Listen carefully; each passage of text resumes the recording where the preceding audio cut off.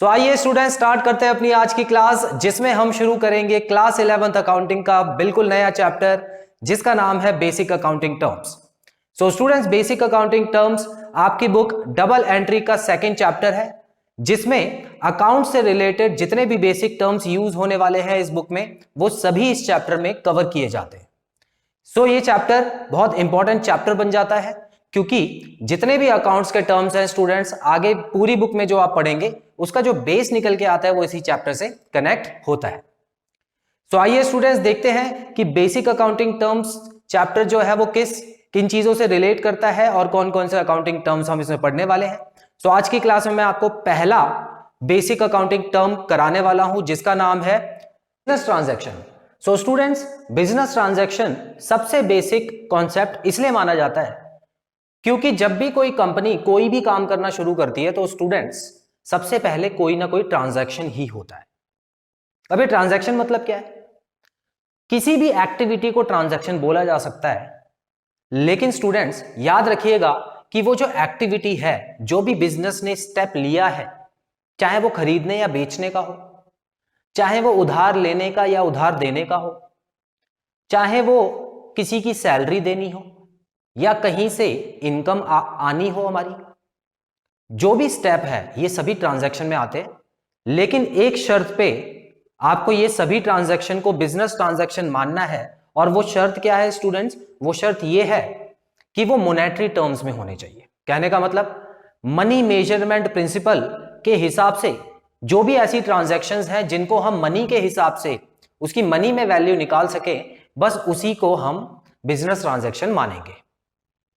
Students, इसी video में मैं आपको कुछ ऐसे एग्जांपल भी बताऊंगा कि कुछ ऐसी ट्रांजैक्शन होती है जो मनी से रिलेटेड नहीं भी होती है लेकिन बिजनेस में होती है।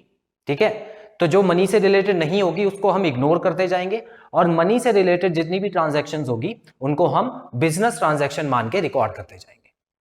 तो सबसे पहले आइए पढ़ते हैं कि पहले पॉइंट में क्या लिखा है। The financial event expressed in terms of money which brings a change in the financial position of an enterprise. तो आपको यहां पर यह चीज समझनी है स्टूडेंट्स, सबसे पहले फाइनेंशियल इवेंट कहने का मतलब है पैसे से रिलेटेड इवेंट होना चाहिए, और इन टर्म्स ऑफ मनी, और उसकी जो वैल्यू है वो मनी में निकाली जा सके। Which brings a change in financial position of an enterprise, जिसकी वजह से फाइनेंशियल पोजीशन, जो एंटरप्राइज की, जो कंपनी की एक फाइनेंशियल पोजीशन होती है, उसमें चेंज आ सके, उसको बिजनेस ट्रांजैक्शन बोलते हैं। अब इसका मतलब क्या है, इसको डिटेल में समझते हैं स्टूडेंट्स। देखिए, पहले तो आपको एक एग्जांपल लेके बताता हूं कि मान लेते हैं कि एक कंपनी है जिसने 5 ट्रक्स खरीदे। ठीक है, ट्रांसपोर्ट बिजनेस था, मान लेते हैं ट्रांसपोर्ट का काम करती थी कंपनी, तो उसने 5 ट्रक खरीदे, और जो ट्रक की कॉस्ट थी वो मान लेते हैं 1 करोड़ रुपीस। कहने का मतलब है 1 करोड़ में 5 ट्रक उसने खरीद लिए। ठीक है, अब स्टूडेंट्स यहां पर एक चीज समझिए, यहां पर इस ट्रांजैक्शन को मैं दो तरह से देख सकता हूं। या तो अकाउंट्स में लिख दूं 5 ट्रक लिए, या अकाउंट्स में लिखूं 1 करोड़ खर्च हो गया, 1 करोड़ के 5 ट्रक लिए। कहने का मतलब 5 ट्रक की जो ट्रक की वैल्यू है, टोटल ट्रक्स की जो वैल्यू है मेरे पास, वो 1 करोड़ रुपए है। तो इसमें से कौन सा अकाउंट्स के हिसाब से हमको याद रखना है? देखिए स्टूडेंट्स, यहां पर मुझे यह फर्क नहीं पड़ता कि मेरे पास कितने ट्रक हैं, अकाउंट्स में वो लिखने की जरूरत नहीं है। ठीक है, आपको याद रखना है कि हमारे पास जो ट्रक्स हैं, कहने का मतलब हमारी एक एसेट है, ये हमारी एक संपत्ति है, तो कंपनी इसको ट्रक्स नाम से जरूर लिखेगी, लेकिन कितने ट्रक है वो लिखने की जरूरत नहीं है। हालांकि उसकी जो मनी वैल्यू है वो लिखनी होगी। तो 1 करोड़ रुपए जो होगा वही ट्रांजैक्शन बिजनेस ट्रांजैक्शन में आएगी। उसी तरह स्टूडेंट्स, कंपनी के पास लैंड होती है, कभी कभी बहुत बड़ी लैंड भी होती है कंपनी के पास, कई एकड़ों में लैंड फैली होती है उसकी। तो मान लेते हैं कि जो लैंड है वो 5 एकड़ की है, 5 एकड़। ठीक है, जिसकी वैल्यू हो गई 50 लाख, मान लेते हैं 50 लाख। यहां पर आप देख सकते हो कि 5 एकड़ जो है वो जो लैंड की क्वांटिटी है वो लिखने की जरूरत नहीं है स्टूडेंट्स। आपको जितनी की वैल्यू है लैंड की वो लिखनी है कि कितने की लैंड कंपनी के पास एज एन एसेट पड़ी हुई है। ठीक है, तो 1 करोड़ हो गया ट्रक और 50 लाख हो गया लैंड का। ठीक है, इतना क्लियर हुआ। तो इसका मतलब यहां तक आपको ये वाला पॉइंट क्लियर है कि जो भी इवेंट हुआ, जो भी स्टेप लिया गया, जो भी एक्टिविटी की गई, उसको मनी टर्म्स में बताना जरूरी है। तो ये लो हमने मनी टर्म्स में उसको बता दिया। तो ये हो गया बिजनेस ट्रांजैक्शन। लेकिन कुछ और चीजें जाननी बाकी है जो कि financial position of an enterprise में फर्क डाले। अब देखिए स्टूडेंट्स, फाइनेंशियल पोजीशन कैसे पता लगाते हैं एक एंटरप्राइज की? फाइनेंशियल पोजीशन होती है प्रॉफिट या लॉस, उसको कितना प्रॉफिट हुआ, कितना लॉस हुआ एक साल में, उसके पास कितनी एसेट्स हैं या कितनी लायबिलिटीज हैं। यही सारी चीजें बताती है फाइनेंशियल पोजीशन के बारे में एक कंपनी की। अब मान लेते हैं फिलहाल मैं एक बैलेंस शीट बनाना चाह रहा हूं। ठीक है, बैलेंस शीट के हालांकि फॉर्मेट्स जो हैं आप आगे अच्छे से समझेंगे। मान लेते हैं मैंने यहां पे एक बैलेंस शीट बना दी, कुछ इस तरह की बैलेंस शीट बनेगी। यहां पर मैं लिख देता हूं लायबिलिटीज और यहां पे लिख देता हूं एसेट्स। क्लियर? अच्छा ठीक है, मान लेते हैं स्टूडेंट्स की कंपनी ने ये जो ट्रांजैक्शन, दोनों ट्रांजैक्शन जो की है, वो अगर नहीं की होती तो क्या होता? तो मान लेते हैं कि कंपनी के पास जो ट्रक्स पहले के थे वो थे 50 लाख के। ठीक है, 50 लाख के ट्रक थे। और कंपनी के पास जो पहले लैंड थी वो थी 25 लाख की। यहां पे आता है कैपिटल। कैपिटल क्या होता है स्टूडेंट्स? जो कि ओनर का पैसा होता है, वो लायबिलिटी साइड में कंपनी लिखती है। और कंपनी के क्रेडिटर जो थे, ठीक है, ये दो तरह से कंपनी ने उधार लिया हुआ था। और मान लेते हैं जो कैपिटल में लगा हुआ था वो था 70 लैक्स, मालिक ने 70 लाख रुपए लगाया हुआ था। कितना बचा? 5 लाख रुपए के क्रेडिटर्स थे, 5 लाख रुपीस के। इतना क्लियर? ठीक है, अब देखिए स्टूडेंट्स हुआ क्या, पहले तो बैलेंस शीट बराबर आ गई थी 75 लाख 75 लाख। ठीक है, बैलेंस शीट का मतलब इसीलिए लिखा जाता है बराबर, मतलब उसका जो नाम है बैलेंस शीट क्यों है? क्योंकि वो हमेशा बराबर आता है, चाहे एसेट साइड हो चाहे लायबिलिटी साइड हो। अब क्या हुआ स्टूडेंट्स कि यहां पर कुछ सामान और लिया गया। देखिए फाइनेंशियल पोजीशन पहले जो कंपनी की थी वो ये थी। ठीक है, टोटल एसेट 75 लाख की थी, टोटल लायबिलिटी 75 लाख की थी, जिसमें 70 लाख रुपए मालिक का था, 5 लाख रुपए उधार लिया हुआ था। ठीक है, ये फाइनेंशियल पोजीशन आपको बताई जा रही है। अब हुआ क्या कि जब 1 करोड़ के ट्रक और ले लेंगे स्टूडेंट्स, तो यहां पर ध्यान से देखिए, उनको पहले तो कहीं ना कहीं से पैसे लेने होंगे, अरेंज करने होंगे, क्योंकि इतना पैसा है नहीं अभी बिजनेस में। तो मान लेते हैं कि जो ट्रक लिए हैं ये उधार लिए हैं, क्रेडिट पे लिए हैं। ठीक है, तो एक चीज बताओ, क्रेडिटर बढ़ेगा या नहीं बढ़ेगा? क्रेडिटर बढ़ेगा 1 करोड़ से, 1 2 3 4 5 6 7 बढ़ गए। ठीक है, तो क्रेडिटर यहां पे बढ़ गए और ट्रक्स जो है वो यहां पे बढ़ गए। ट्रक्स को ऐड कर देता हूं मैं यहां पे। ठीक है, 1 0 और लगेगा, तो ये 1 करोड़ के ट्रक यहां पे आ गए। उसके अलावा जो लैंड है, मान लेते हैं कि मालिक ने और पैसा ऐड किए 50 लाख रुपए और उससे लैंड खरीदी गई। तो लैंड में कितना ऐड हो गया? 50 लाख और ऐड हो गया स्टूडेंट्स। ठीक है, कितना ऐड हो गया? 50 लाख रुपीस और ऐड हो गया। और कैपिटल में मालिक ने 50 लाख रुपए कैपिटल और कंपनी में दी। अब क्या हो रहा है ये सब? अगर आप देखो तो क्या हो रहा है, अगर आप टोटल करोगे तो टोटल कितना आएगा? देखिए 50 लाख ये था, 50 लाख ये 1 करोड़ हो गया, ये 2 करोड़ हो गया, 2 करोड़ 25 लाख, 2 करोड़ 25 लाख रुपए जो है वो अब एसेट, मतलब इतनी वैल्यूएशन हो गई एसेट की। और यहां पर भी आप देखो 2 करोड़ 25 लाख रुपए लायबिलिटीज में बढ़ते जा रहे हैं, क्योंकि कंपनी के ऊपर बोझ भी तो बढ़ रहा है ना, मालिक का पैसा और लिया कंपनी ने, प्लस उधार भी और लिया। तो यहां पर हुआ क्या स्टूडेंट्स, ट्रांजैक्शन करने से, बिजनेस ट्रांजैक्शन से कंपनी की जो फाइनेंशियल पोजीशन है वो चेंज होती नजर आई। पहले कुछ और आ रहा था रिजल्ट और अब कुछ और आ रहा है। तो आई होप अब आपको ये चीज क्लियर है। तो यहां पे financial position of an enterprise जो होती है वो चेंज होती है। अब ये जरूरी नहीं है कि ये एसेट के मामले में ही हो। यहां पर तो मैंने आपको बताया कि एसेट हो रही है, एसेट हम खरीद रहे हैं, लेकिन कभी कभी जब हम सैलरी देते हैं तो सैलरी कहां से देते हैं? सैलरी देते हैं जो हमारे पास कैश पड़ा होता है। और कैश कहां पे आता है? एसेट्स में आता है। तो जब सैलरी देंगे तो एसेट कम हो जाएगी, तो वहां पे फाइनेंशियल पोजीशन चेंज हो जाएगी। तो आई होप अब आपको क्लियर है। तो बिजनेस ट्रांजैक्शन में दो चीजें आपको याद रखनी है स्टूडेंट्स। पहली चीज होती है कि मनी मेजरमेंट कॉन्सेप्ट के हिसाब से उसको मॉनेटरी टर्म्स में चेंज किया जा सके, और दूसरी होती है कि उससे financial position of an enterprise change हो सके। नेक्स्ट पॉइंट पढ़ते हैं। Agreement between two parties involving the transfer और exchange of goods and services. तो ये बात तो जाहिर सी बात है कि एग्रीमेंट बिटवीन टू पार्टीज, तो दो पार्टीज के बीच में एग्रीमेंट होगा जो कि सामान का लेन देन करना चाहती है। अब वो या तो कैश हो सकता है, कैश के बदले में कुछ सामान ले लो, या उधार के बदले में कुछ सामान ले लो। ठीक है, तो ये भी होना जरूरी है। Agreement between two parties involving the transfer और एक्सचेंज ऑफ गुड्स। ठीक है, तो ट्रांसफर आपको पता ही है, एक जगह से दूसरी जगह ले जाना ट्रांसफर होता है, और एक्सचेंज करना भी उसी को बोलते हैं। आगे देखेंगे, अ ट्रांजैक्शन में बी अ कैश और अ क्रेडिट ट्रांजैक्शन। अब देखो ये ट्रांजैक्शंस के टाइप शुरू हो गए यहां से। अब स्टूडेंट्स मैंने अभी आपको जो एग्जांपल दिया था कि ट्रक जो है मान लेते उधार में लिया गया है, तो वो हो गई एक क्रेडिट ट्रांजैक्शन, क्योंकि वर्ड उधार आ गया ना यहां पे। तो जब भी स्टूडेंट्स उधार आता है, चाहे हम उधार लें या चाहे हम उधार दें, उसको हम एक क्रेडिट ट्रांजैक्शन मानते हैं। और कैश मतलब उसमें कैश लेके या कैश देके उस ट्रांजैक्शन को खत्म कर दिया, उसको फुल्ली सेटल उसी समय कर दिया। ठीक है, तो कैश ट्रांजैक्शन और क्रेडिट ट्रांजैक्शन दो तरह की होती है। इसका एक एक एग्जांपल अगर हम लेना चाहें तो हम यहां देख सकते हैं स्टूडेंट्स। मान लेते हैं कि कैश ट्रांजैक्शन का अगर मैं लिखता हूं कि परचेज्ड गुड्स फॉर कैश ₹10,000, 10,000 रुपए का सामान लिया मैंने, तो सेंटेंस में देखो कैश आ रहा है ना, तो इसका मतलब भी कैश ट्रांजैक्शन।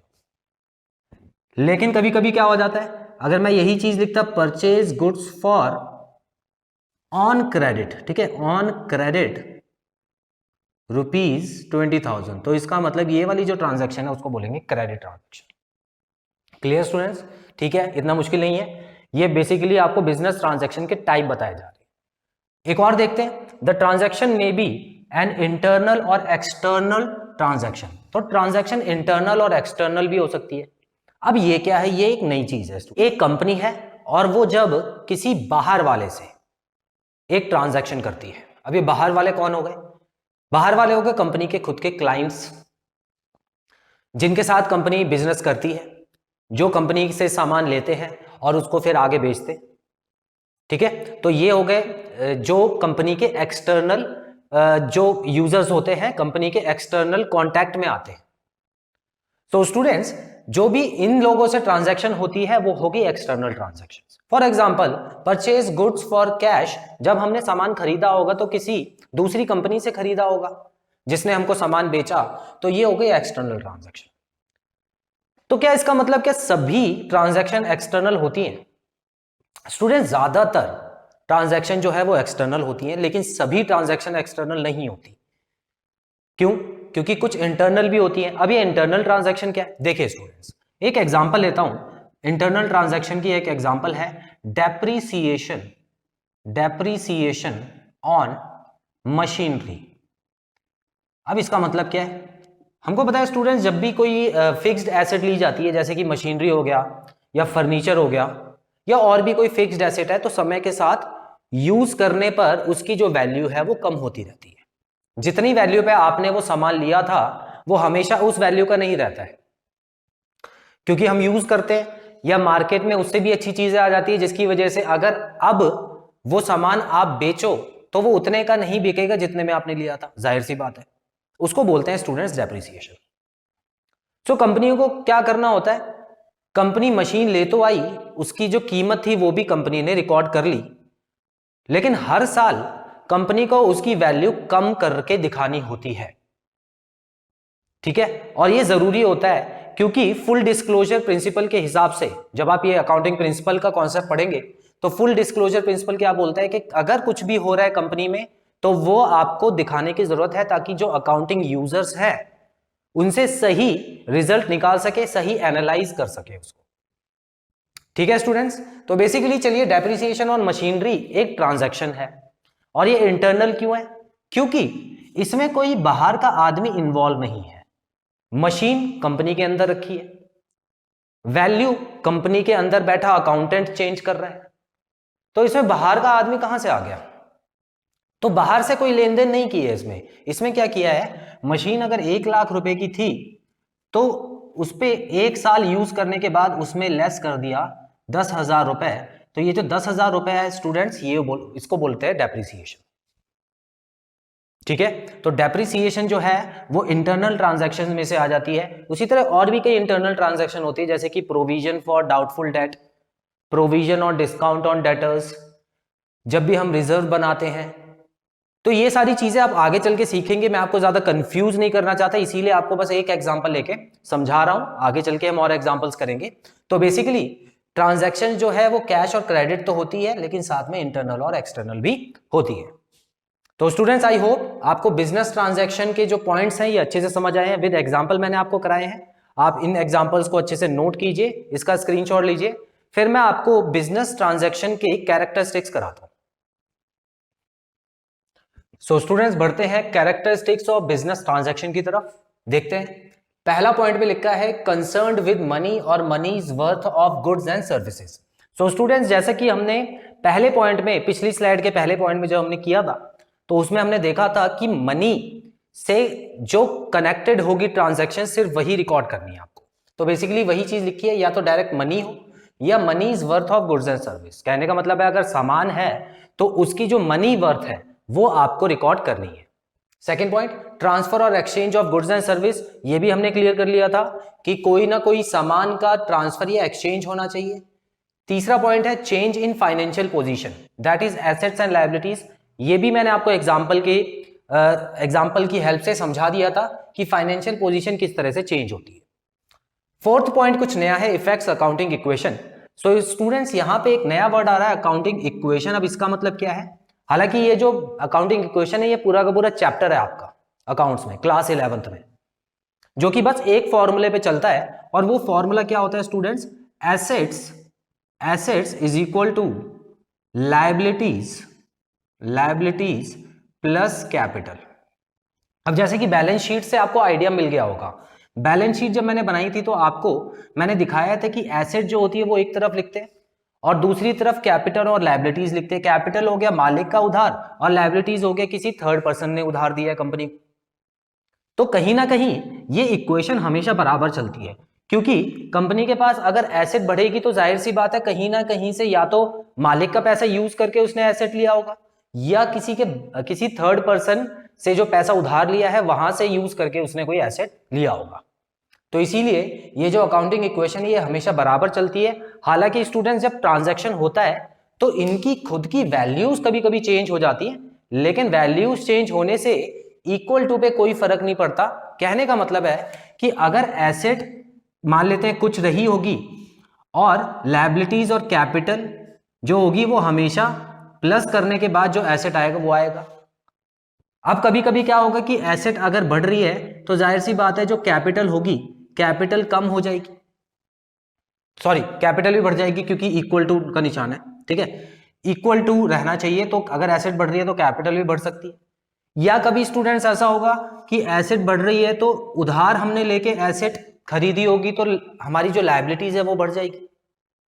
या कभी कभी क्या होगा स्टूडेंट्स, एसेट बढ़ रही है तो एक और एसेट कम हो जाएगी, तो दोनों जो अफेक्ट पड़ेगा वो एक ही तरफ पड़ेगा। तो ऐसा भी होता है। ठीक है, मान लेते हैं कैश के बदले मैंने मशीनरी खरीदी तो एक एसेट कम हुई, दूसरी एसेट बढ़ गई, लेकिन अकाउंटिंग इक्वेशन बराबर रहेगी हमेशा। ठीक है, तो यहां पे लिखा हुआ है इफेक्ट्स अकाउंटिंग इक्वेशन। इसका मतलब ये नहीं है कि अकाउंटिंग इक्वेशन को वो ऐसा कर देगा कि बराबर नहीं रहेगी। इसका मतलब है कि हर ट्रांजैक्शन का असर अकाउंटिंग इक्वेशन पे दिखेगा, लेकिन क्योंकि वो इक्वेशन है, उसका नाम ही इक्वेशन है, तो वो हमेशा बराबर ही रहेगी। फिफ्थ पॉइंट में डुअल एस्पेक्ट। तो हर ट्रांजैक्शन की दो एस्पेक्ट होती हैं। अब देखिए आपकी बुक का नाम क्या है? Double entry. तो डबल एंट्री क्यों है? क्योंकि हर ट्रांजैक्शन को दो तरीके से रिकॉर्ड किया जाता है, उसके दो पहलू होते हैं, दो एस्पेक्ट होते हैं, जिसको हम बोलते हैं डुअल एस्पेक्ट। ठीक है, जब प्रिंसिपल वाला चैप्टर पढ़ोगे तो उसमें भी आपको समझ आएगा इसके बारे में। तो डुअल एस्पेक्ट मतलब क्या होता है स्टूडेंट्स, डेबिट और क्रेडिट।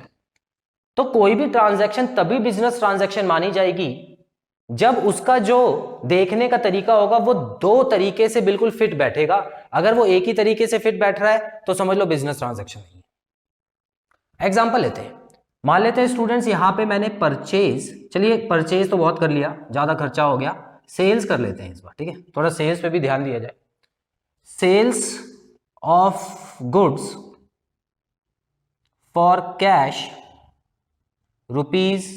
₹10,000, ठीक है, मैंने 10,000 रुपए का सामान बेचा। अब इसको मैं दो तरीके से देखूंगा, ट्रांजैक्शन एक ही हुई है लेकिन दो अकाउंट पे असर आएगा। एक तो देखिए स्टूडेंट्स सेल्स, सेल्स का मतलब है कि मेरा जो स्टॉक रेडी पड़ा था जो मैंने बेच दिया वो कम हो गया होगा, और जो कैश सामने वाले ने मुझे कैश दिया होगा सेल्स के बदले तो वो कैश बढ़ गया, है ना, डुअल एस्पेक्ट। तो डेबिट और क्रेडिट बेसिकली है, ठीक है।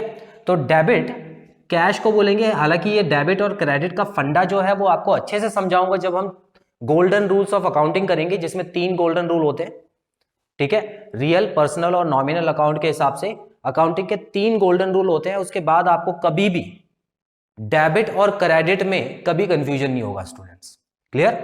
लेकिन अभी फिलहाल आप इतना समझ लो कि डेबिट और क्रेडिट का मतलब क्या है कि एक चीज बढ़ रही है तो दूसरी चीज कम हो रही है, एक चीज रिसीव हो रही है तो दूसरी चीज हमसे हम पे कर रहे हैं किसी को, ठीक है, दूर जा रही है हमसे। तो स्टूडेंट्स यहां पर डुअल एस्पेक्ट अगर होता है किसी ट्रांजैक्शन में तो ही उसको बिजनेस ट्रांजैक्शन में माना जाएगा, बिजनेस ट्रांजैक्शन की पहचान होगी, क्लियर। तो ये 5 कैरेक्टरिस्टिक्स है बिजनेस ट्रांजैक्शन की, जिनको आपको अच्छे से समझ लेना है, याद कर लेना है, एग्जाम पॉइंट ऑफ व्यू से बहुत इंपॉर्टेंट है और सबसे बेसिक कॉन्सेप्ट बिजनेस ट्रांजैक्शन का ही है। स्टूडेंट्स इसका स्क्रीनशॉट ले लीजिए, उसके बाद मैं वीडियो को कंक्लूड करता हूं। सो स्टूडेंट्स यहां पे खत्म होता है हमारा पहला पार्ट इस चैप्टर का, जिसमें मैंने बिजनेस ट्रांजैक्शन का टॉपिक अच्छे से क्लियर किया। सो आई होप आपको ये जो टॉपिक है इसमें कोई डाउट नहीं होगा और सारा कॉन्सेप्ट ठीक से क्लियर है। सो बहुत जल्द अपने अगली क्लास में मिलते हैं, जिसमें मैं बेसिक अकाउंटिंग टर्म्स के ऊपर सेकंड पार्ट लेके आऊंगा और उसके ऊपर एक इंपॉर्टेंट टॉपिक करेंगे। Till then students, take very good care of yourselves, have a nice time, God bless you, bye bye.